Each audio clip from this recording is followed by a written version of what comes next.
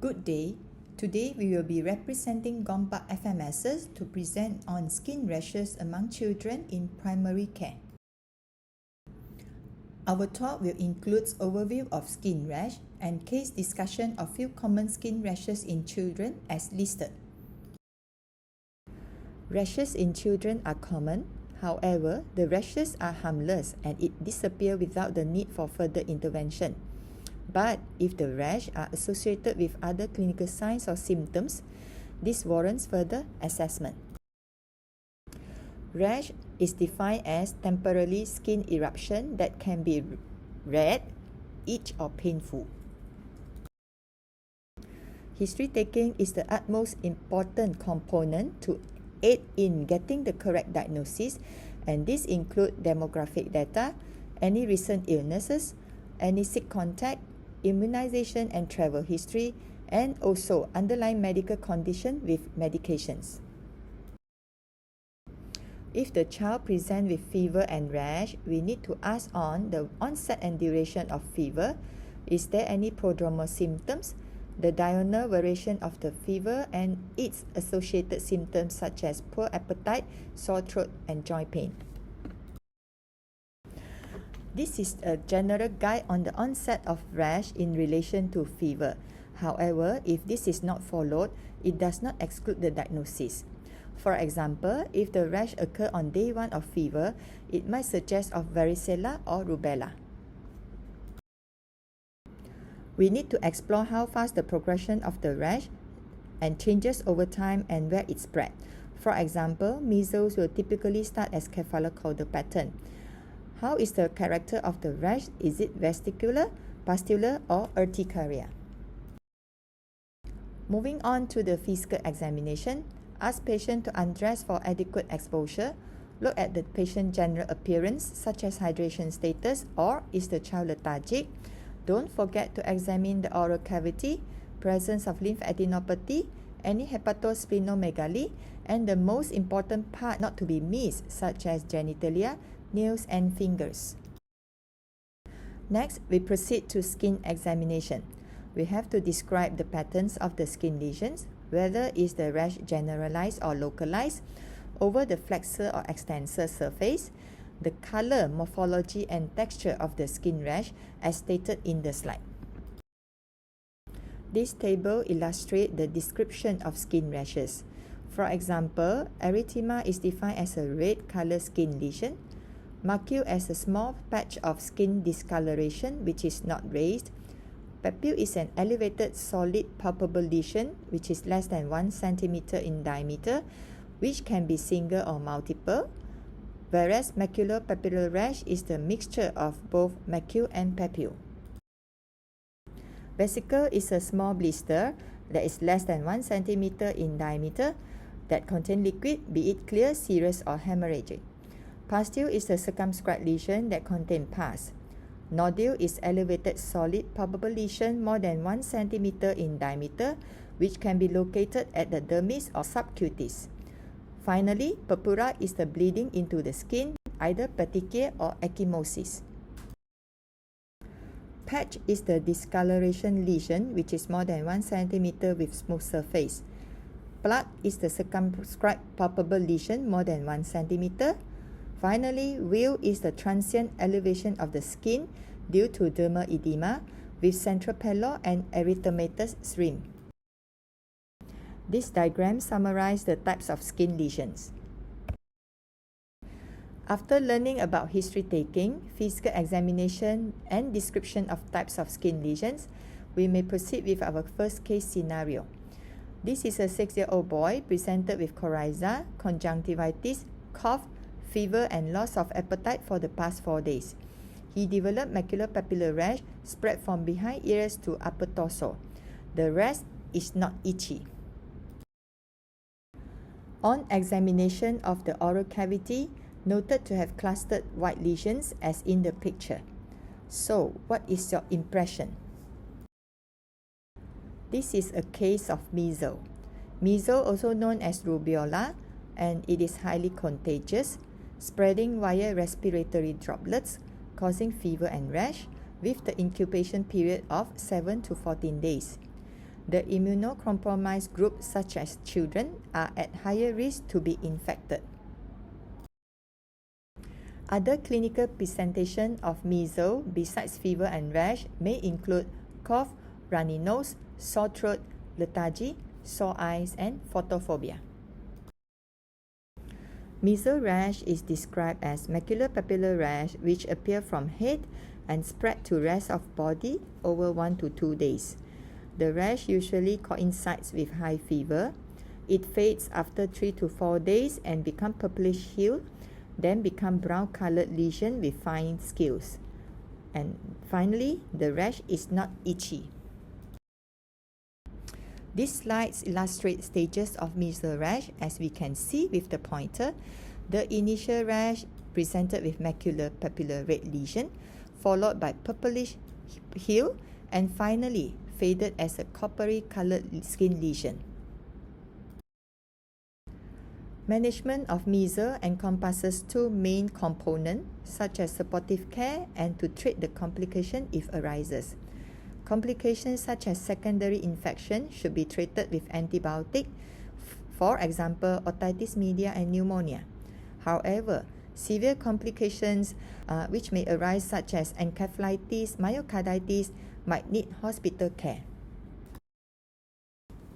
It is very important to remember to notify all measles cases within 24 hours, confirm the diagnosis via measles serology IgM, as well as throat swab, which have to be taken within 7 days of onset of the rash. It is important also to educate on proper hand hygiene, as this can reduce the transmission of the disease. The affected child should have been given school leaves. Last but not least, we should emphasize on immunization, as it serves as the best preventive measures. As we all know, prevention is better than cure. So we come to our second case scenario. 5-year-old boy presented with fever, lethargy, and rash, starting from the face, scalp, and spread to trunk and limbs, sparing palms and soles. The rash eventually became fluid-filled. The mother claims there are few of his friends at the nursing center also experienced the similar symptoms. So, what is your clinical impression? This is the picture of the child. As you can see, the rashes occur at the face and all over the body. And picture over the left actually show erythema, papule, and vesicles. So, this picture clearly demonstrates different stages of rashes. As you can see, there are ulcer, blister, and papule which occur at the same time. What do you think is the diagnosis? This is varicella zoster, or commonly known as chickenpox. It is caused by varicella zoster virus or herpes virus type 3. The incubation period is 11 to 17 days, and it is highly contagious, especially 1 to 2 days before the rash until all the lesion has crusted. Transmission is via direct contact or airborne. However, vaccinated people may develop lesions that do not crust. They are considered contagious until no new lesions have appeared for 24 hours. Chickenpox also can present with high fever, tiredness, headache, URTI, vomiting, and diarrhea. The rash in chickenpox is itchy and progresses from macule to papule to vesicles before crusting. It typically presents in all stages at the same time. The rash usually appears first on the chest, back, and the face, then spreads over entire body, but usually concentrated on the chest and back. Patient may have blisters in the mouth, and symptoms typically last for 4 to 7 days. The first picture shows vesicle on the buccal mucosa. Second picture shows scarring over the face as a result of chickenpox. Chickenpox is usually self-limiting, but it can be severe and life-threatening in cases as shown. So, what are the complications of chickenpox? It can be the common encountered secondary bacterial infection of the skin, dehydration due to vomiting and poor oral intake. Other less common complications of chickenpox include encephalitis and pneumonia.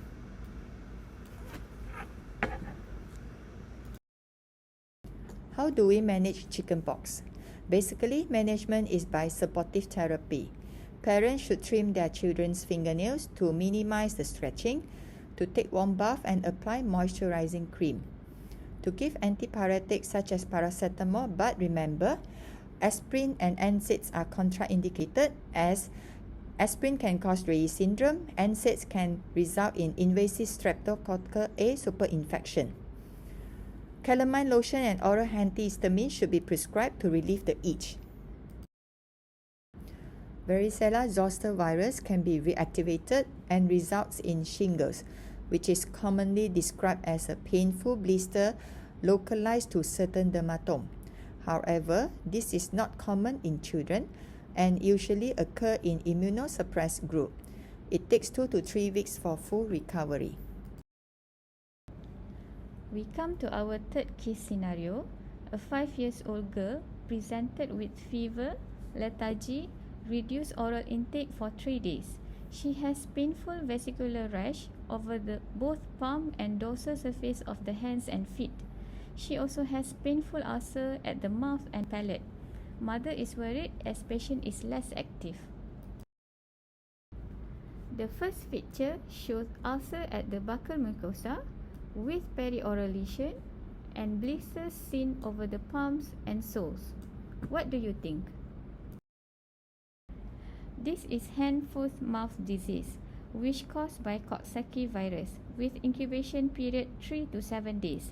It is infectious during acute stage of disease and is transmitted via direct contact with the skin, nasal and oral secretion, or via fecal contamination, as the virus may persist in stool for several weeks.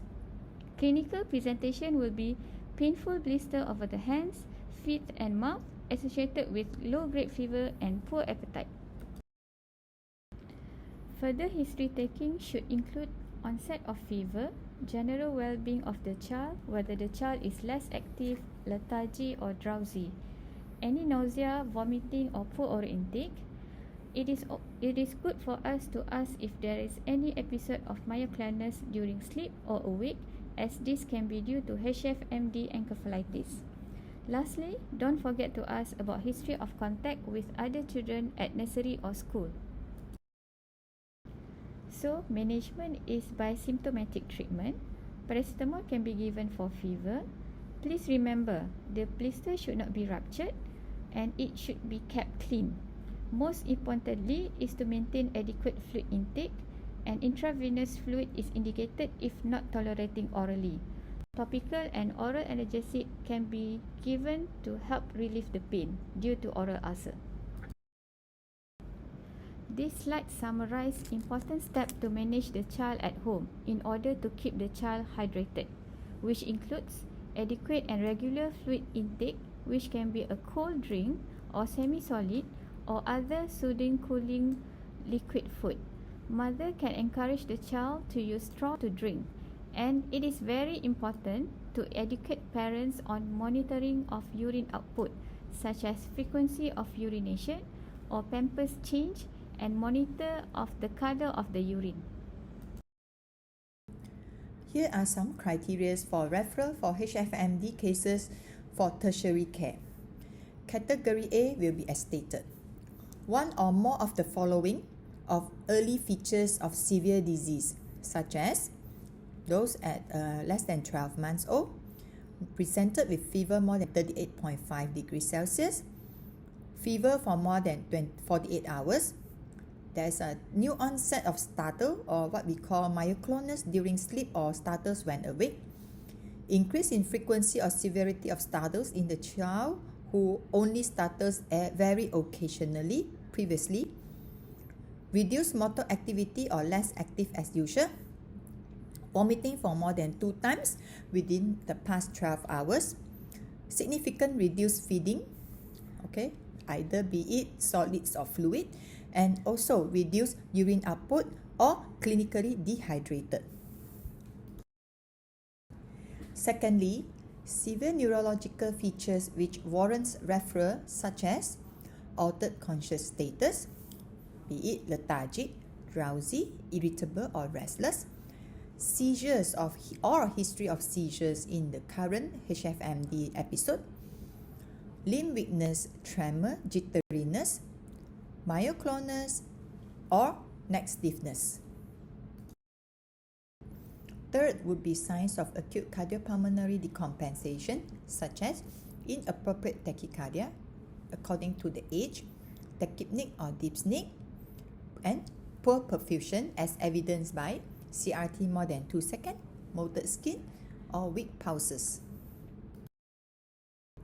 Lastly, parental concern as well as transport issue should be also considered as one of the referral criteria for HFMD cases.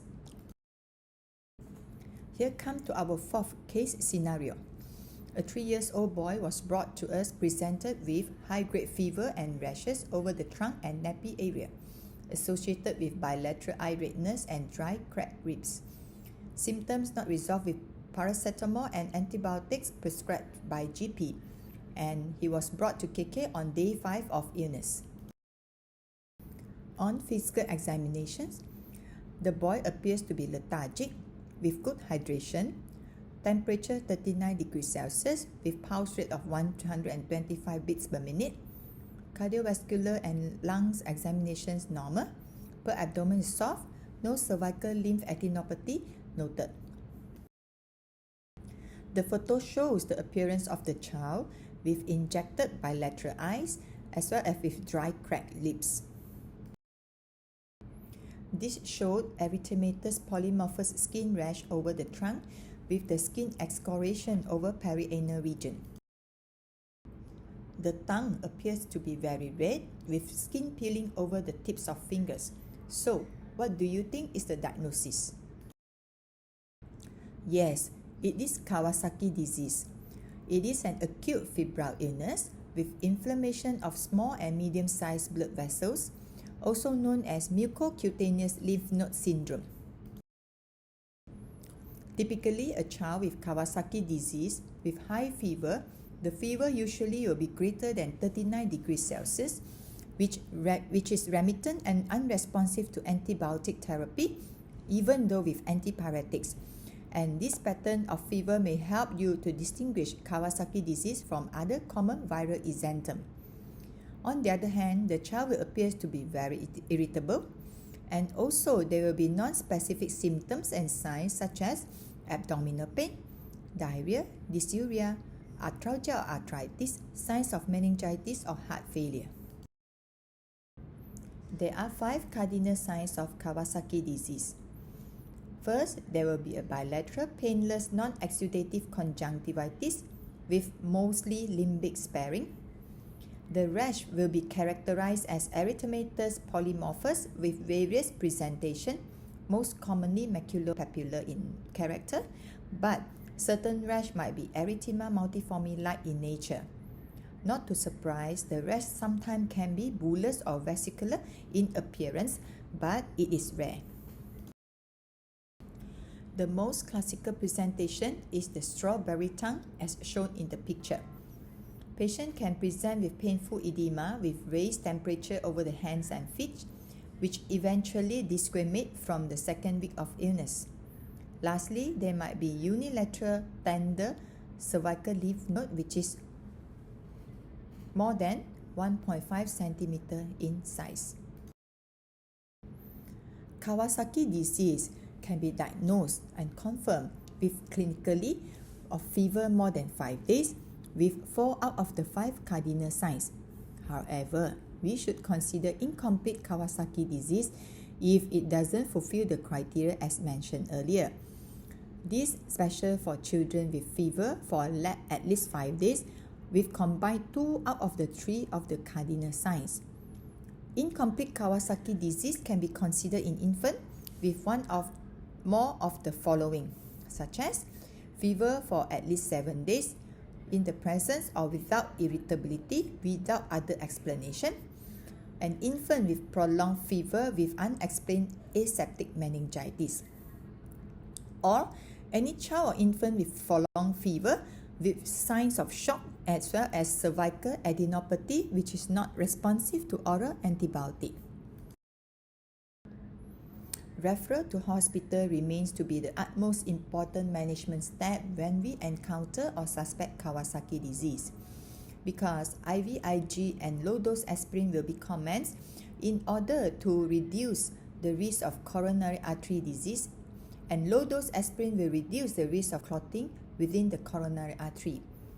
All the acute symptoms and signs will resolve within 24 to 48 hours.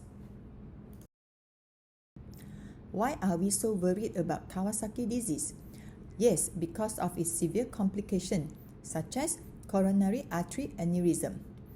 Follow-up echocardiography will be to perform on all children with Kawasaki disease at about 6 to 8 weeks to look for coronary artery abnormalities and also to ensure the heart is otherwise normal.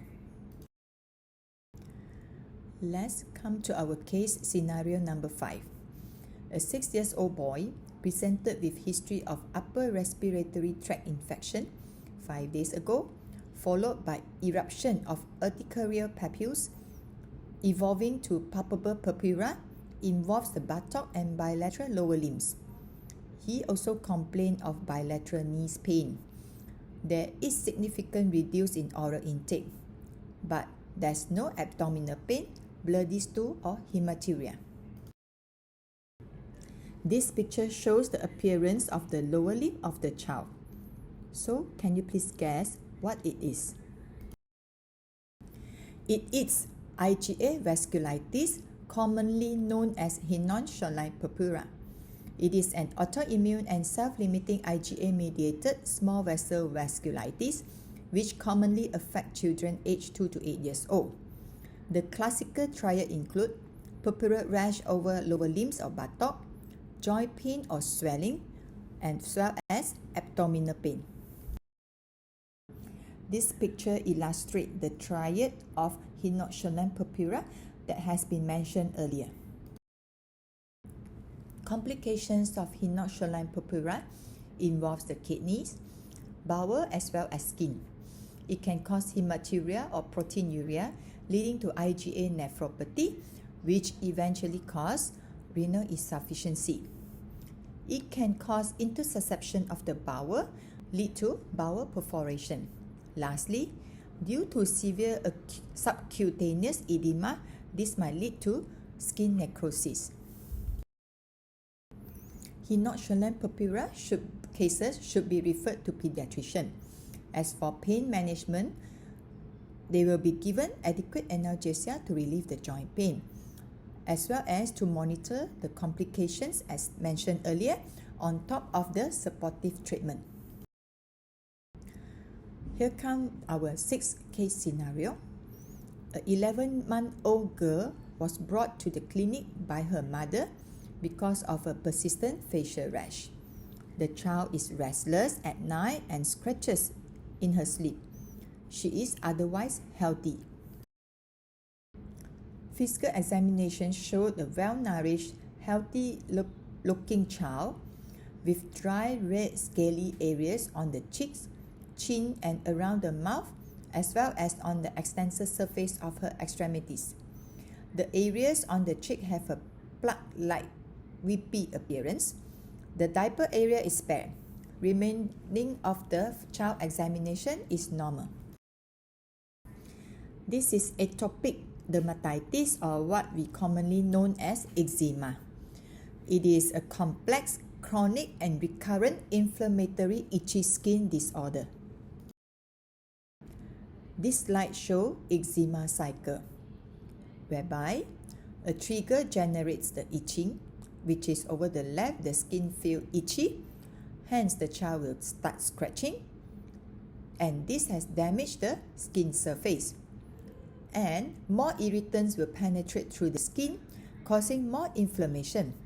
With the ongoing inflammation, it causes the skin further itch. So this is a vicious cycle. Triggering factors of eczema are stated as below, such as allergens, aeroallergens like house dust mite, pollens, animal dander and moles, infection, be it bacterial, viral or fungal, extremes of weathers, sweating, emotional stress, irritants such as our daily use hand washing soap, detergents, or it could be food such as egg, peanuts, etc. As you can see, there is perioral crusted weeping lesion. There will be presence of dry skin over flexor aspect of the elbow. Sometimes you may notice the skin rash might appear to be less red, but it will be appear to be thickened or lichenified as shown over the hand. As we all know, it is challenging to manage eczema. It is also important for us to assess the severity of eczema as well as its impact to life. Here is the suggested care plan to manage eczema. We would like to emphasize that moderate to severe eczema to be managed at hospital under dermatologist care. For mild eczema, we can prescribe emollient with mild potency corticosteroid cream for about 1 to 2 weeks. In clinic kesihatan setting, we can prescribe hydrocort cream or Betnovate cream 1 in 4 or 1 in 8. Topical corticosteroid serves as the mainstay of treatment for atopic eczema. Topical corticosteroids are often prescribed intermittently for short-term reactive treatment for acute flare as well as supplemented by emollients. Choice of topical corticosteroid depends on the balance between efficacy and side effects. As we all know, the more potent the corticosteroid cream, the more side effects are. We should advise patients to apply steroid cream once or twice daily after moisturizing cream application or shower. To avoid sudden discontinuation of topical corticosteroid cream application to prevent rebound phenomenon. And it is important for us to advise patients to use milder steroids for face, flexures, and scalp. Do not use potent topical corticosteroid on the face and neck or children less than 1 year old. And must be remembered, we cannot simply use very potent steroids such as Dermovate without specialist dermatologist advice. With regards to applying topical corticosteroid cream, we need to know about fingertip unit. One fingertip unit is the amount of topical steroid that is squeezed out from a standard tube using an adult's fingertip. This assumes the tube has a standard 5 mm nozzle. A fingertip is from the very end of the finger to the first crease in the finger. One fingertip unit is enough to treat an area of skin size twice the size of the flat of an adult's hand with the fingers together, which is handprint. 2 fingertip units are about same as 1 gram of topical steroid. Therefore, for example, say you treat an area of skin the size of 8 adult hands, you will need 4 fingertip units for each dose. This is same as 2 grams per dose. If the dose is once a day, then a 30-gram tube should last for about 15 days of treatment. Since itchiness is one of the cardinal features of eczema, antihistamines serve as the main treatment. However, we should avoid oral antihistamines in children less than 2 years old. As recommended in the CPG, antihistamine should not be used as monotherapy or to substitute topical therapy in atopic eczema. Sedating antihistamine may be considered as a short-term measure at bedtime in atopic eczema patients with sleep disturbances. These are the 2 commonest complications of eczema, known as Staphylococcus skin infection, usually due to superimposed bacterial infection, and the other would be eczema hepaticum. Let's proceed with our 7-case scenario. We have a 12-year-old boy presented with generalized erythematous rash over the body. He denies shortness of breath. However, there was a history attending his nephew's birthday party the night before. Urticaria is defined as recurrent, transient, and raised pruritic lesions, or what we call views. It is due to transient extravasation of plasma into the superficial dermis as a consequence of mast cell degranulation and histamine release. Acute urticaria lasts for less than 6 weeks, whereas chronic urticaria lasts for more than 6 weeks.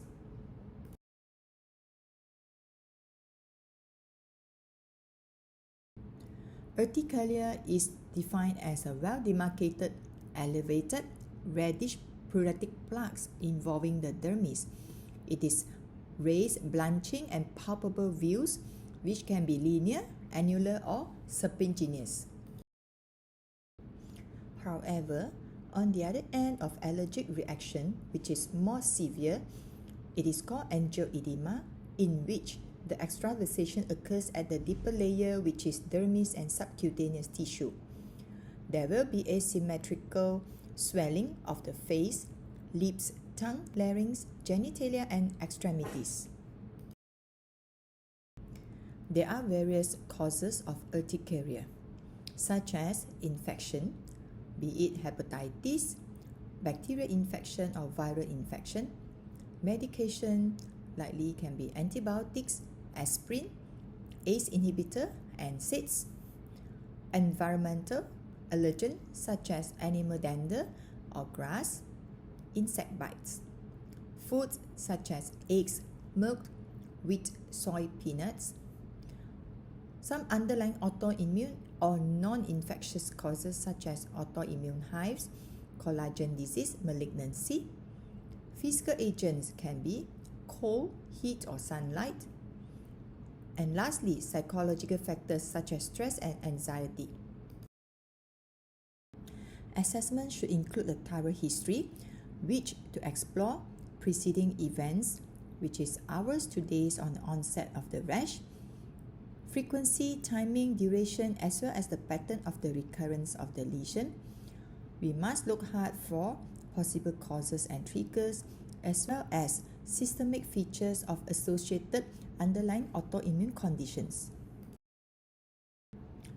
Physical examination will reveal an elevated skin lesions with a flat pale center surrounded by an erythematous base. It can be localized or generalized at any part of the body. It is usually well circumscribed but often coalescent. It may appear within minutes and usually resolve within 24 hours. It can be transient and appear to migrate, disappearing within minutes to hours from one location and reappearing elsewhere. Most important, urticaria rash is polymorphic and transient, which serves as a diagnostic features. Look for excoriation mark, which due to intense pruritus, and also signs of underlying cause such as infection and systemic disease. Angioedema may manifest as a swelling, which frequently affects the face and lips, but also can affect hands, feet, trunk, and genitalia, and it is usually larger, may be painful or uncomfortable rather than just pruritus, and may last longer to up to 72 hours. We might not need investigation for acute urticaria. However, for chronic urticaria, we might need to do some investigation to look for underlying cause. Urticaria is usually self-limiting, but we can prescribe antihistamine to reduce the pruritus, to put on cold compressions to reduce the discomfort sensation. Please be reminded that long-term systemic steroids are not recommended, as high dose is required to reduce the symptoms and its inevitable adverse reaction or effect can be serious.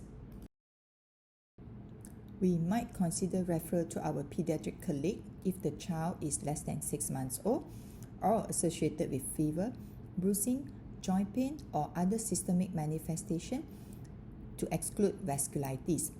Secondly, when we are dealing with the child with anaphylaxis or angioedema. Lastly, we can refer to PIDS if we are dealing with a chronic urticaria lasting more than 6 weeks. Let's come to our last case scenario. We have a 4-year-old boy with severely itchy skin lesion over the hands and genitalia for the past 5 days. He is unable to sleep at night due to extreme itch. On examination, noted skin excoriation over the hands, especially interdigital space. This slide shows the causing agent of the extreme skin itchiness. This picture shows the bureau of the palm of the boy. Yes, this is a case of scabies, which is caused by ectoparasitic mite called Scabies scabi, which is highly contagious through close bodily skin contact, such as holding hands for prolonged periods. And the typical manifestation will be the intense skin itch. The scabies skin itch involves hands, wrists, axilla, thighs, buttocks, raised soles of the feet, which usually occurs 4 to 6 following initial infection, in which this is the highly infectious period, but it can happen within hours of subsequent reinfection of scabies. The pruritus usually worse at night, and surprisingly, because of the post-scabitic eczema, the itchiness can persist for more than few weeks. And it could be due to persistent cutaneous irritation secondary to remnants of scabies feces. With regards to the rash, it is characterized by erythematous papules with signs of excoriations. Some may even present with crusting, as well as vesicles, likely secondary to superimposed bacterial infection. Bureau serves as a pathognomonic features of scabies, evidenced by curvilinear or serpentinous thread-like tracts measuring around 5 to 10 mm. It is typically identified at the web spaces, palms, soles, fingers, toes, inner wrists, elbows, umbilicus, and even at the belt line. Another pathognomonic features of scabies would be nodule, with varying size ranging from 3 to 15 mm, usually occurs on the upper thigh or gluteal fold, some even on the penis or scrotum. One of the complications of scabies is crusted scabies, previously known as Norwegian scabies. It is uncommon but highly contagious, and it warrants referral. Crusted scabies is associated with dense hyperkeratosis of the skin as a result of uncontrolled proliferation of scabies mites, in which there are thousands to millions of mites replicating, as compared to 10 to 15 mites replicating seen in classical scabies. So who are those at risk of getting crusted scabies? Yes, those with altered host immune response, such as HIV patient, those with reduced peripheral sensation in leprosy, and also Down syndrome patient. Let us go through some treatment regime for scabies. This table summarizes 4 treatment regime in treating scabies in primary care, be it sulfur 6%, clotametron 10%, permethrin 5%, EBB 25%. They has its own age preference as well as indication and also the usage. Please take your time to go through this table and to learn more about the application of the medication. There are general measures in managing scabies in primary care. All close contacts of a confirmed case of scabies should complete eradication therapy, whether they are symptomatic or not. And also, all the contaminated clothes and bedding should be washed at high temperature, preferably more than 50 degrees Celsius, or kept in a plastic bag for up to 72 hours. After completion of treatment, patients should use fresh, clean bedding and clothing, because mites that are separated from human hosts will die within this time period. We encourage patients to clip the nails and clean any subungual debris.